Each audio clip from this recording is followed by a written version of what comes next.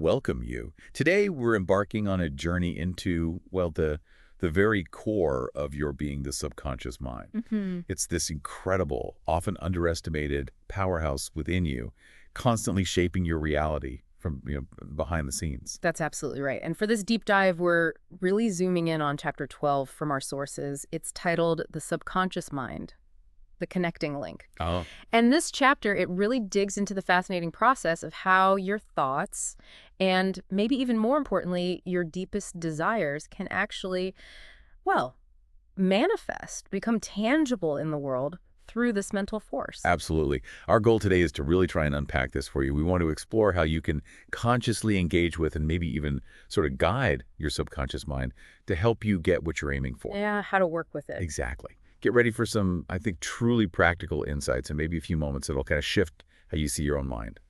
Okay, so let's start at the beginning. What exactly is this subconscious mind the chapter describes? Well, the source uses this analogy.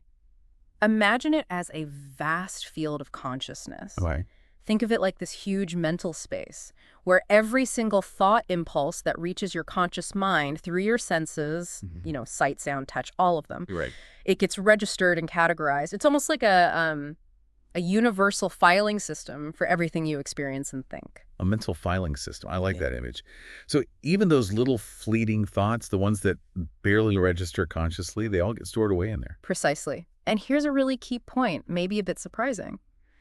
The subconscious mind doesn't judge. It doesn't. No. It accepts and files all these sense inputs and thoughts, no matter their nature. Positive, negative, constructive, destructive. It just takes them in. It's like an impartial recorder of your mental activity. That gives you pause, doesn't it? Mm-hmm. Thinking about all those worries that creep in late at night. They're just being filed away with everything else. They can be, yes. But here's the empowering part the chapter really stresses. You have the ability to voluntarily implant specific plans, thoughts, or intentions into your subconscious. Voluntarily. Yes, with the clear expectation, the intention that they will materialize, turn into something physical, maybe even financial success. Now that's where things get really compelling. Consciously planting ideas that then take root and kind of blossom into reality. How does that actually happen, though? Well, the chapter emphasizes that the subconscious responds most powerfully to your dominant desire. The ones that are strongest. Right. Especially when those desires are charged up with emotional intensity and, this is critical, with unwavering faith. Faith that keeps coming up, doesn't it? So it's not enough to just passively hope for something. You need this deep belief in its possibility, and you have to feel the emotion of it like it's already happened. That's pretty much the core of it, yeah. Yep. And when you think about this alongside other ideas we've talked about from our sources, like how important it is to clearly define your goals, create real plans, you start seeing how these concepts all link up and actually amplify each other. It's a whole system. Right. It's like all the pieces of the puzzle are starting to click together. So this subconscious filing system, it's constantly working. Like 24/7, even when we're asleep or just zoned out. Exactly. Constantly. And here's where the chapter introduces a really expansive idea. It suggests that the subconscious mind can actually tap into something called infinite intelligence. Infinite intelligence. Okay, that sounds significant, like a concept with some pretty big implications. It definitely is. The chapter proposes that through some process, a process we don't fully understand, Right. the subconscious can draw upon this infinite intelligence to transmute your deeply held desires into their physical equivalents, their counterparts in the real world. And interestingly, it always seems to look for the most practical, logical ways to make that happen. So it's almost like an internal GPS or something, constantly calculating routes to bring our main desires into reality. You could think of it that way, yeah. But it's crucial to get this. You can't directly command that process of accessing infinite intelligence. You can't just order it up. Oh, okay. What you can control, what you do have agency over, is what you consciously choose to hand over to your subconscious for this transformation. Remember when we discussed autosuggestion? Yes, reinforcing those positive beliefs and affirmations. Exactly. That's a very practical method for intentionally influencing what you feed into your subconscious. Ah, I see. So the subconscious is acting as this vital go-between, this connecting link, just like the chapter title says. Precisely. That's exactly how it's presented. It's the indispensable bridge between your finite conscious mind and this seemingly limitless infinite intelligence. It's the channel, the conduit through which you can, with intention, access a much greater power. So it's not just a passive storage bin for memories. It's an active player in shaping our reality. Absolutely. The chapter makes a strong claim. The subconscious alone holds the secret process for converting your mental and emotional impulses into something like their spiritual equivalent. Wow. And it's also described as the actual medium through which prayer can be transmitted to a source that's capable of answering it. That's a deeply profound thought. Prayer traveling through the subconscious. It is. The chapter uses some pretty strong words here like stupendous, imponderable, to try and convey the sheer creative potential tied up with the subconscious. It says it inspires awe. It really makes you feel like we're just scratching the surface of our own mental capabilities, doesn't it? And the chapter itself acknowledges that. It explicitly says our knowledge about the subconscious is still pitifully limited. Right. The very idea that it's the communication channel between our thinking mind and infinite intelligence. It's described as almost paralyzing one's reason. It's just that big. Okay, so if we accept this, that this incredibly powerful subconscious exists and it's this vital link, what are the practical takeaways? For you, our listener, what should you be focusing on? Well, first off, it really hammers home a principle we've touched on before. The absolute importance of having clear, really well-defined desires. Knowing exactly what you want. Yes. Once you grasp the potential power of the subconscious, that advice about clearly articulating your goals, maybe even writing them down, it takes on a whole new weight. It's not just a helpful tip anymore. It's like giving precise instructions to this incredibly powerful internal mechanism. That's a great way to put it. And crucially, that clarity of desire has to be paired with persistence. Unwavering persistence in following through with your plans, with the instructions you set for yourself. You can't just have a wish. You need to be actively, consistently working towards it.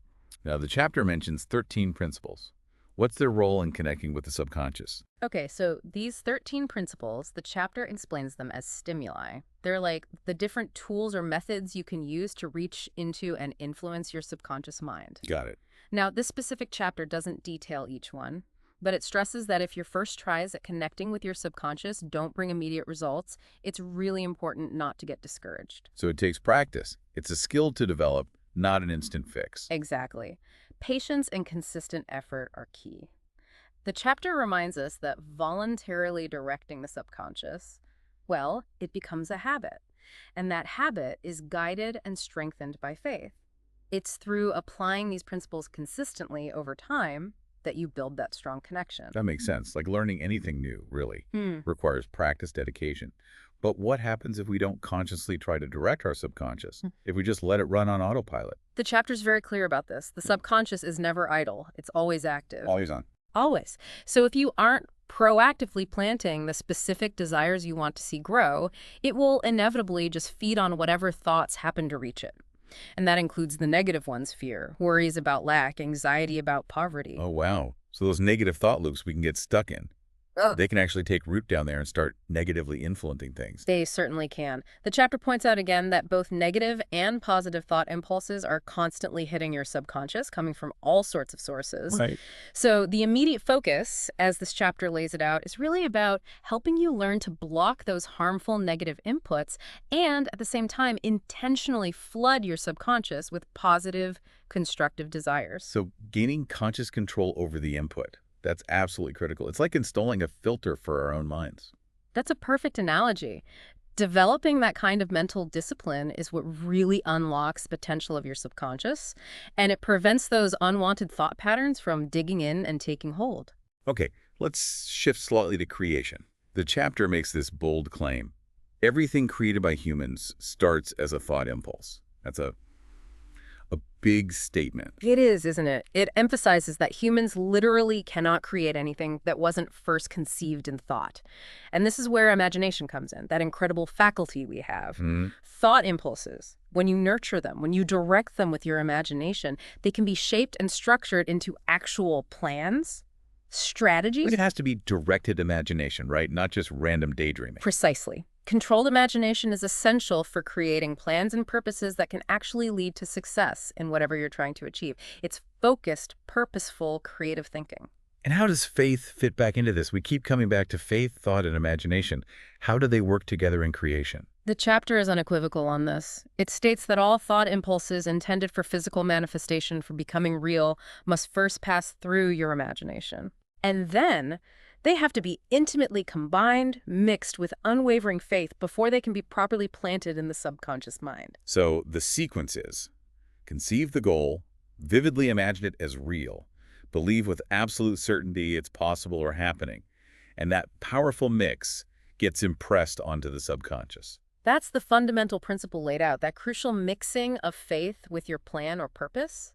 It happens only in the theater of your imagination. Only there. Yes, it's this potent combination that the subconscious is designed to pick up on and respond to. So the chapter concludes this part by stressing that using your subconscious voluntarily and effectively.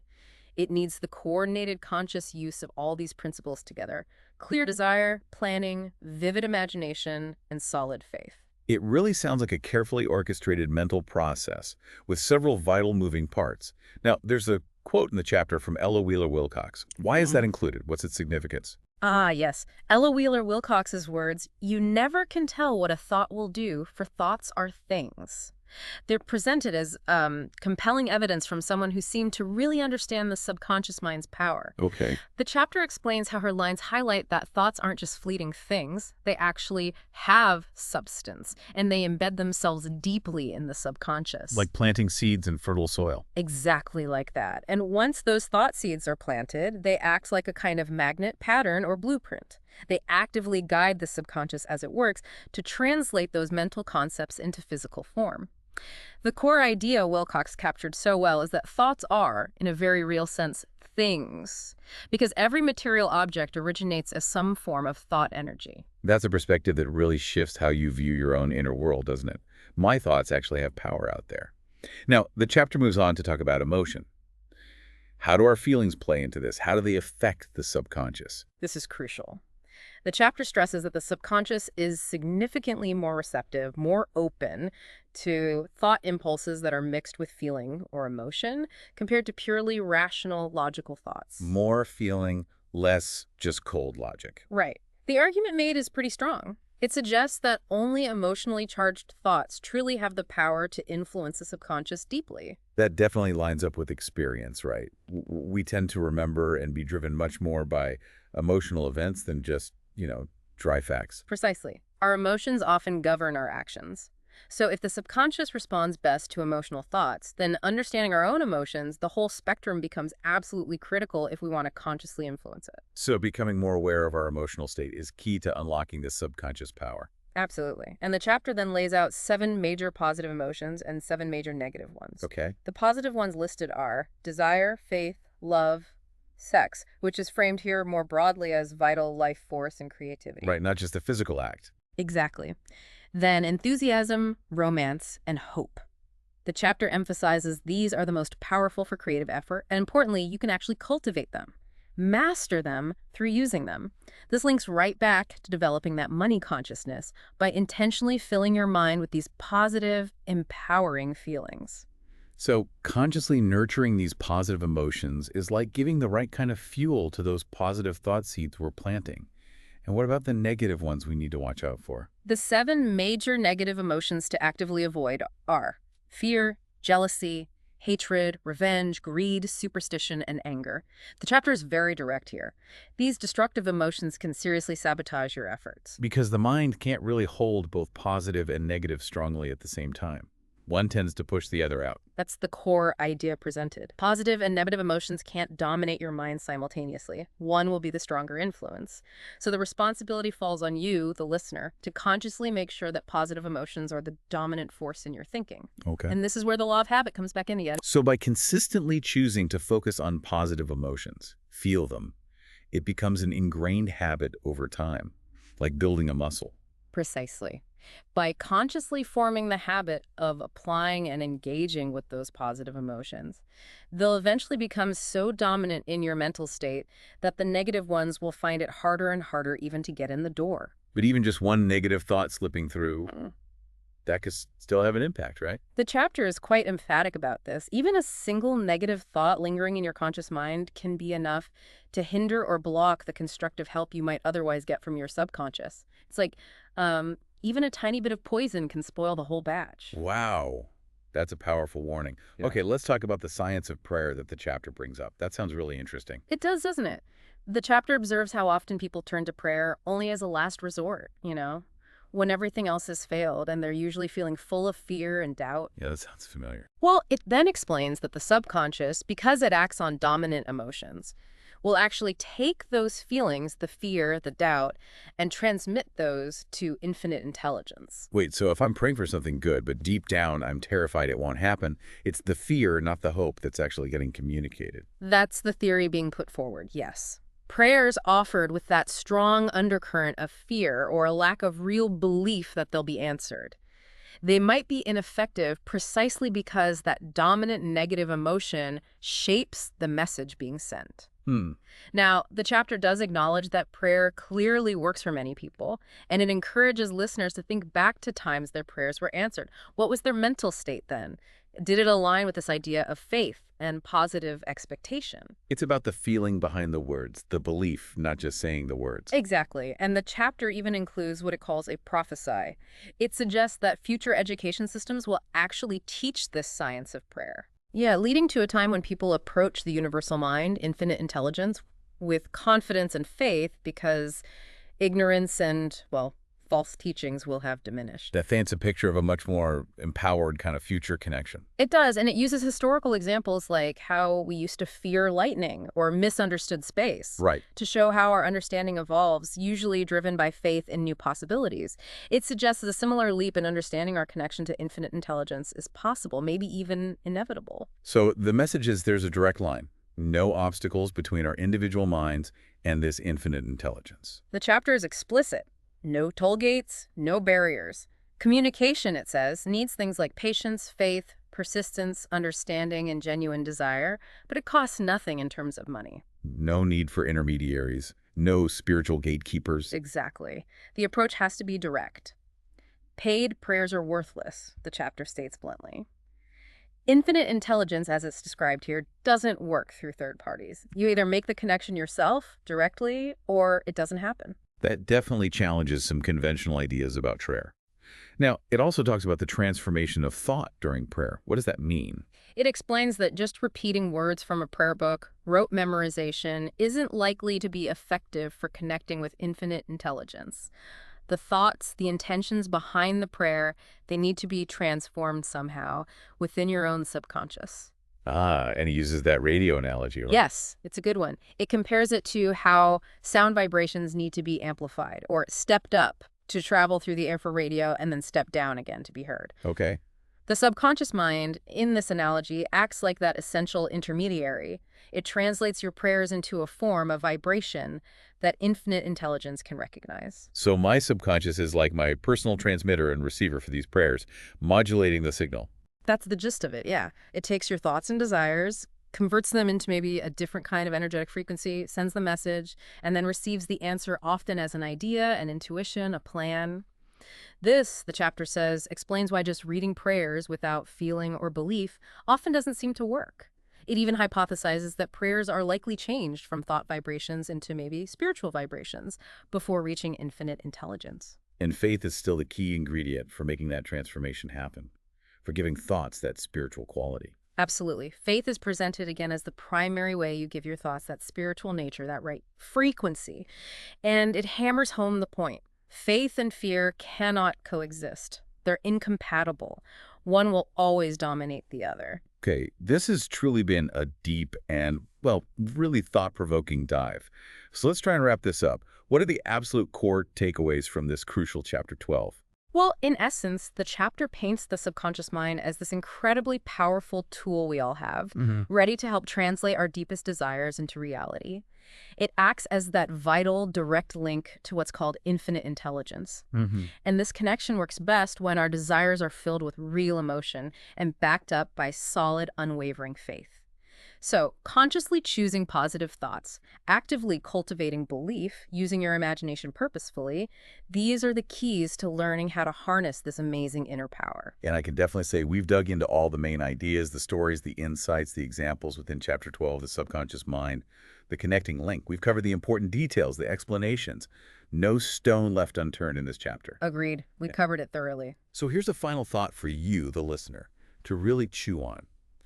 How can you begin, maybe starting right now, today, to consciously monitor and intentionally direct the thoughts, and crucially, the emotions you're planting in that fertile ground of your subconscious mind? What's just one small, deliberate action you could take right now to start harnessing this incredible power that resides within you? Good question to ponder. Reflect on that. Yeah. We'll look forward to exploring another fascinating topic with you on our next deep dive.